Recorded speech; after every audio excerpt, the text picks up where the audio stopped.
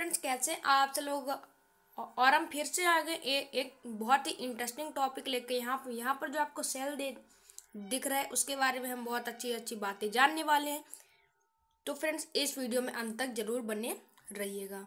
तो फ्रेंड्स, जो हमारा जो ये चैप्टर है सेल स्ट्रक्चर एंड फंक्शंस, तो इसमें हम जानेंगे कि सेल की डिस्कवरी किसने की, सबसे पहले कॉइन किसने किया, उसकी वेरियस ऑर्गेनेलीज के बारे में जानेंगे, राइबोसोम, गोल्गी सबके बारे में जानेंगे। तो चलिए शुरू करते हैं। तो सबसे पहले हम देखते हैं इंट्रोडक्शन। तो फ्रेंड्स, जैसे आपने एक वॉल देखी होगी, मैं आपको बताता हूँ। देखिए, ये जो ब्रिक है उसमें, ये जो वॉल है उसमें छोटी छोटी ब्रिक्स हैं।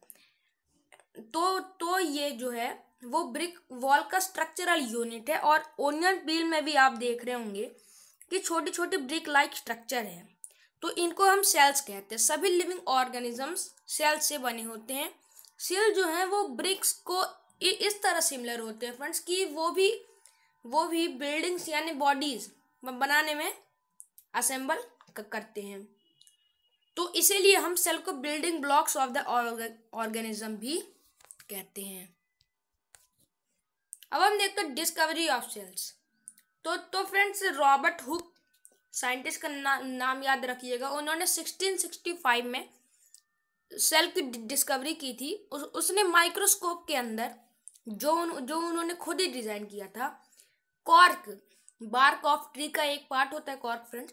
तो उसमें देखा कि बहुत सारे पार्टीशन बॉक्सेस थे जो कि बिल्कुल हनी कॉम जैसे थे, मधुमक्खी के छत्ते जैसे थे, और वो एक वॉल से सेपरेटेड थे। इसीलिए उन्होंने ईच बॉक्स को सेल कहा। लेकिन फ्रेंड्स, वो लिविंग सेल्स नहीं थे, वो एक डेड सेल था। अब हम देखते हैं सेल थ्योरी क्या है। तो फ्रेंड्स, मैथियास स्लिल्डन और थियोडोर श्योन 1838 में उन्होंने एक थ्योरी दी जिसको हम सेल थ्योरी कहते हैं। तो फ्रेंड्स, उन्होंने कहा कि सारे ऑर्गेनिज्म या तो एक सेल से बने होते हैं या फिर ज़्यादा सेल से बने होते हैं। जो नए सेल्स होते हैं वो प्री एग्जिस्टिंग सेल से आते हैं, सेल डिवीजन से। यानी जैसे ये एक सेल है, उससे दो सेल बनते हैं। और उन्होंने कहा कि fundamental of unit of structure and function in living organisms, सबसे छोटा स्ट्रक्चरल यूनिट सेल है। अब हम आते नंबर ऑफ सेल्स पर। तो फ्रेंड्स, नंबर ऑफ सेल तो मिलियन से ट्रिलियन तक भी जा सकता है। तो नंबर के आधार पर ऑर्गेनिजम्स जो हैं वो हैं बहुत सारे सेल वाले, उनको हम कहते हैं मल्टी सेलुलर, और एक ही सेल वाले उनको हम कहते हैं यूनिसेलुलर। तो फ्रेंड्स, यूनिसेलुलर आपको पता चल रहा हो वन सेल। तो ऑर्गेनिज्म जो वन सेल से बने होते हैं, जैसे उसमें उनमें एक सिंगल सेल ही वाइटल एक्टिविटीज जैसे ग्रोथ हो गया, रिप्रोडक्शन, लोकोमोशन, एक्सक्रीशन, वो सब कर लेते हैं। जैसे एक एल्गी कैलमाइडोमोनास, वो उनके बारे में आपने चैप्टर 2 में पढ़ा होगा। अगर आपने वीडियो नहीं देखा तो जरूर देख लीजिएगा। अगला पैरामीशियम और ये अमीबा। तो फ्रेंड्स, अमीबा तो आपने कलरफुल देखा होगा, लेकिन माइक्रोस्कोप के अंदर ये आपको अमीबा दिखाया गया है। और मल्टी सेलुलर ऑर्गेनिजम्स वो होते हैं फ्रेंड्स जो एक से ज्यादा सेल से बने होते हैं। उसमें हर सेल अलग अलग फंक्शन परफॉर्म करता है। एग्जाम्पल जैसे प्लांट्स, एनिमल्स, यहाँ पर ट्री और एलिफेंट की फोटो आपको दिखाई गई है। अब हम देखते हैं शेप ऑफ सेल। तो फ्रेंड्स, सेल्स में बहुत सारे वेराइटी ऑफ शेप्स होते हैं। जैसे कुछ सेल ऐसे होते हैं ओवम, जैसे राउंड या फिर स्पेरिकल, जैसे ह्यूमन आरबीसी। तो फ्रेंड्स, ह्यूमन आरबीसी का स्ट्रक्चर ऐसे होता है। स्पिंडल शेप्ड, जैसे ये देखिए, long one pointed on both ends. Muscle cell, branched and elongated. तो फ्रेंड्स, ऐसे ब्रांच्ड बहुत लंबे सेल होते हैं, नर्व सेल या फिर न्यूरॉन्स। किडनी शेप्ड, कुछ सेल्स किडनी शेप्ड होते हैं जैसे लीव्स में। कुछ सेल्स जो है फ्रेंड्स वो अपना शेप बदलते रहते हैं, जैसे WBC इन ह्यूमन, और अमीबा जिनके बारे में आप पढ़ चुके हैं, जो लोकोमेशन के द्वारा स्यूडोपोडियस से अपना शेप बदलते रहता है। अगला है कि जो सेल और उसके जो कंपोनेंट्स है वो एक मेम्ब्रेन में कवर्ड होते हैं, जिनको हम सेल मेम्ब्रेन कहते हैं। तो ये जो मेम्ब्रेन है वो शेप प्रोवाइड करती है, जैसे ऐसा या फिर ऐसा या फिर ऐसा या फिर ऐसा। और प्लांट सेल्स में एक मेम्ब्रेन ज़्यादा होती है, उसे हम सेल वॉल कहते हैं। ये एनिमल सेल्स में नहीं होती है। यहाँ पर आपको देखिए दिखाया गया है, ये देखिए, ये आपको यहाँ आपको ह्यूमन आरबीसी, न्यूरॉन्स और अमीबा ये दिखाए गए हैं। तो फ्रेंड, जैसे शेप में वैरायटी वैसे सेल्स की साइज में भी वैरायटी होती है। जैसे फ्रेंड्स, सेल साइजेस जो है वो माइक्रोमीटर में मेजर की जाती हैं, और जो मोस्ट सेल जो है वो फ्रेंड्स वो 5 से 15 माइक्रोमीटर तक होते हैं। लेकिन सबसे छोटा सेल जो है फ्रेंड्स वो 0.1 to 0.5 माइक्रोमीटर बैक्टीरिया में पाया जाता है।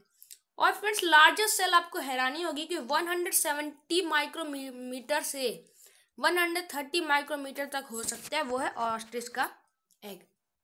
और ह्यूमंस में सबसे लंबे होते हैं फ्रेंड्स नर्व सेल्स, न्यूरॉन्स। और साइज ऑफ द सेल जो है फ्रेंड्स, तो friends size of cell independent होता है साइज ऑफ एन लेकिन फंक्शन पे डिपेंड करता है। एग्जाम्पल कि फ्रेंड्स, ऐसा नहीं है कि एलिफेंट एंड रैट में कि कोई नर्व सेल अलग अलग फंक्शन परफॉर्म करेगा। उनका सेम फंक्शन है, लेकिन वो अलग अलग ऑर्गेनिजम्स में करते हैं। तो इससे कोई ऑर्गेनिज्म के साइज का लेना देना नहीं है। अब हम देखते हैं लेवल ऑफ ऑर्गेनाइजेशन। तो फ्रेंड्स, यूनिसेलुलर ऑर्गेनिजम्स में सिंगल सेल सारे फंक्शन परफॉर्म कर लेता है, वो इंडिपेंडेंटली काम करता है, वो वही एक्सक्रीशन, लोकोमोशन, न्यूट्रिशन करता है। लेकिन मल्टी सेलुलर ऑर्गेनिजम्स में बहुत सारे ऑर्गेनाइजेशन के लेवल होते हैं। इंडिविजुअल सेल एक फंक्शन खुद टुगेदर काम करके एक फंक्शनल यूनिट ऑफ ऑर्गेनिज्म बना देते हैं। ये एक दूसरे पर डिपेंडेंट होते हैं। अब हम देखते हैं 5 लेवल्स ऑफ ऑर्गेनाइजेशन। तो फ्रेंड्स, मल्टी सेलुलर ऑर्गेनिज्म से सिंपलेस्ट से मोस्ट कॉम्प्लेक्स तक 5 लेवल्स होते हैं। तो फ्रेंड्स, पांच लेवल होते हैं। सबसे पहला लेवल है सेल। तो फ्रेंड्स, जो कि स्ट्रक्चर और फंक्शन का एक स्ट्रक्चरल यूनिट है, जैसे friends blood cell, nerve cell, CTC. और फ्रेंड्स, एक होता है टिश्यू। तो फ्रेंड्स, जो टिश्यू होता है वो एक ग्रुप ऑफ सेल होते हैं, बहुत सारे सेल होते हैं ऐसे ऐसे ऐसे, जिनका सिमिलर स्ट्रक्चर होता है। जैसे आरबीसी का स्ट्रक्चर यही होगा, और वो एक ही फंक्शन परफॉर्म करते हैं। जैसे आरबीसी का हीमोग्लोबिन ट्रांसपोर्ट करना, ऑक्सीजन ट्रांसपोर्ट करना। और टिश्यू बहुत सारे होते हैं फ्रेंड, जैसे कनेक्टिव टिश्यू, जैसे bones, epithelial tissue, muscle, nerve tissue. और ऑर्गन जो फ्रेंड्स जो पूरे टिश्यू का ग्रुप हो, जो सेम स्ट्रक्चर परफॉर्म करे और सिमिलर एक्टिविटी करे, तो वो एक ऑर्गन कहलाता है। जैसे हार्ट, ब्रेन, स्किन। तो फ्रेंड, ब्रेन में नर्वस टिश्यू ही है। और अगला है ऑर्गन सिस्टम। तो many organs together form an organ system. तो बहुत सारे ऑर्गन मिलकर ऑर्गन सिस्टम बनाता है। जैसे डाइजेस्टिव सिस्टम में इंटेस्टाइन, लीवर, पैनक्रियास सब मिलाकर डाइजेस्टिव सिस्टम बनाते हैं। ह्यूमन में 11 ऑर्गन सिस्टम होते हैं फ्रेंड्स। क्या आपको उनके नाम पता है? तो फ्रेंड्स, और multi cellular organism correct order ये है, आपसे एग्जाम में भी पूछ सकता है। जैसे cell, tissues, organs, organ system और ऑर्गेनिजम्स। यहाँ पर आपको दिखाया है एक सेल, उससे टिश्यूज, उससे ऑर्गन सिस्टम, उससे ह्यूमन। अब हम देखते हैं सेल के पार्ट्स। तो फ्रेंड्स, सेल बेसिकली 3 कंपोनेंट्स का बना होता है। सेल मेम्ब्रेन और साइटोप्लाज्म और न्यूक्लियस। यहाँ पर आपको ह्यूमन चीक सेल में दिखाया भी गया है, और ओनियन पील सेल में भी आप देख सकते हैं। तो वह सेल मेम्ब्रेन जो है वो आउटर बाउंड्री ऑफ सेल होती है, जो न्यूक्लियस और साइटोप्लाज्म को एनक्लोज करती है। उससे हम सेल मेम्ब्रेन या फिर प्लाज्मा मेम्ब्रेन कहते हैं। और जो सेल मेम्ब्रेन है वो सेल और उसके अलग कंपोनेंट को आउटसाइड के इन्वायरमेंट से अलग भी करती है। ऐसे ही वो 2 सेल्स के बीच में अलग भी करती है। जैसे जैसे ये दो सेल है फ्रेंड, उनके बीच में उनकी सेल मेम्ब्रेन होगी। अब हम देखते हैं कि सेल मेम्ब्रेन जो है फ्रेंड्स वो पोरस होती है कुछ स्पेसिफिक आयंस के लिए, ऑर्गेनिक मॉलिक्यूल्स के लिए, जो कि सब्सटेंसेस का भी मूवमेंट प्रोवाइड करती जाती है। जैसे फॉर एग्जांपल वो आयरन के लिए पोरस हो गई, ऑक्सीजन के लिए हो गई, in and out of cells. तो इसीलिए सिलेक्टिवली परमिएबल होती है, सबके लिए परमिएबल भी नहीं है, सबके लिए अनपरमिएबल भी नहीं है। और ये सेल को शेप देती है। लेकिन फ्रेंड्स प्लांट सेल में एक एडिशनल थिक लेयर होती है, उसे हम सेल वॉल कहते हैं। वो सेल को रिजिडिटी दे देती है और उनको वो high wind speed, atmospheric pressure से भी बचाती है। और हम ट्राडेसेंसिया, इलोडिया, रोहियो और ओनियन पील में सेल को ऑब्जर्व कर सकते हैं। अब हम देखते हैं फ्रेंड साइटोप्लाज्म। तो फ्रेंड साइटोप्लाज्म, ये जो आपको ब्लू स्ट्रक्चर दिख रहा है वो है साइटोप्लाज्म। तो फ्रेंड्स ये एक जेली लाइक फ्लूइड होता है जो न्यूक्लियस और सेल मेम्ब्रेन के बीच में प्रेजेंट होता है। उसमें बहुत सारी ऑर्गेनिज्म जैसे chloroplast in case of plants, mitochondria, Golgi apparatus, ribosomes etc. अब हम देखते हैं न्यूक्लियस के बारे में। तो फ्रेंड न्यूक्लियस जो है वो जनरली स्पेयर शेप का होता है और सेंटर ऑफ द सेल में होता है। उसकी भी एक मेम्ब्रेन होती है जिसे हम न्यूक्लियर मेम्ब्रेन कहते हैं, और वो न्यूक्लियस से साइटोप्लाज्म को अलग करती है। और न्यूक्लियस जो फ्रेंड्स वो बिल्कुल सेल के ब्रेन जैसे होता है, वो कंट्रोल सेंटर जैसा होता है। और उसके अंदर फ्रेंड्स एक छोटी सी बॉडी भी होती है जिसे हम कहते हैं न्यूक्लियोलस। उसमें थ्रेड लाइक स्ट्रक्चर होते हैं, क्रोमोसोम, जिसमें जीन्स होता है, जिससे एक चीज पेरेंट्स से ऑफस्प्रिंग में जाती है। जैसे पेरेंट्स गोरे हैं तो ऑफस्प्रिंग भी गोरा होता है। अब हम देखते हैं न्यूक्लियर मेम्ब्रेन जो है वो पोरस है, और वो साइटोप्लाज्म और न्यूक्लियोप्लाज्म, न्यूक्लियोलस और क्रोमोसोम को मिला के न्यूक्लियोप्लाज्म कहते हैं, इसलिए वो।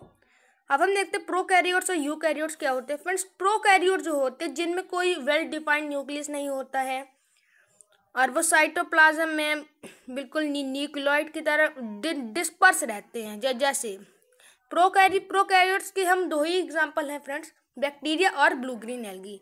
और यूकैरियोटिक सेल में ट्रू न्यूक्लियस होता है। वो जो सेल जो उनका वो बहुत अच्छा न्यूक्लियस होता है और एक डिस्टिंक्ट न्यूक्लियर मेम्ब्रेन भी होती है। बैक्टीरिया और ब्लू ग्रीन एल्गी को छोड़कर ऑल अदर मेम्ब्रेन्स आर और all other organisms are eukaryotes. तो फ्रेंड्स प्रोकैरियोटिक सेल्स की सिर्फ बैक्टीरिया और यहाँ पर देखिए आपको डायग्राम दिखाया होगा। प्रोकैरियोटिक सेल में देखिए कोई डिफाइंड न्यूक्लियस नहीं है, न्यूक्लियोइड ऐसा सर्कुलर डीएनए। लेकिन जो यूकैरियोटिक सेल है उसका अच्छा वेल डिफाइंड न्यूक्लियस है और सारी ऑर्गेनेलीज भी प्रेजेंट है। अब हम देखते हैं प्रोटोप्लाज्म। तो फ्रेंड्स प्रोटोप्लाज्म जो होता है वो प्रोटोप्लाज्म न्यूक्लियस और साइटोप्लाज्म को मिला के कहते हैं। अब हम देखते हैं वैक्यूल के बारे में। तो फ्रेंड्स वैक्यूल जो है वो प्लांट सेल में पाए जाते हैं, एनिमल सेल में भी पाए जाते हैं। एनिमल सेल जो है फ्रेंड्स एनिमल सेल में वो बहुत ज़्यादा पाए जाते हैं, लेकिन प्लांट सेल में एक होते हैं बहुत सारे प्लांट्स में। तो वो सेल की टर्जिडिटी बनाए रखते हैं और वेस्ट मटेरियल भी करते हैं, और उनमें वाटर कंटेनिंग इनऑर्गेनिक और ऑर्गेनिक मॉलिक्यूल्स होते हैं। तो फ्रेंड्स अब हम देखते हैं प्लास्टिड्स। तो फ्रेंड्स प्लास्टिड जो होते हैं वो प्लांट्स और साइनोबैक्टीरिया में प्रेजेंट होते हैं। वो बहुत छोटी छोटी कलर्ड बॉडीज होती हैं जो कि लीफ सेल के साइटोप्लाज्म में भी मिलती है।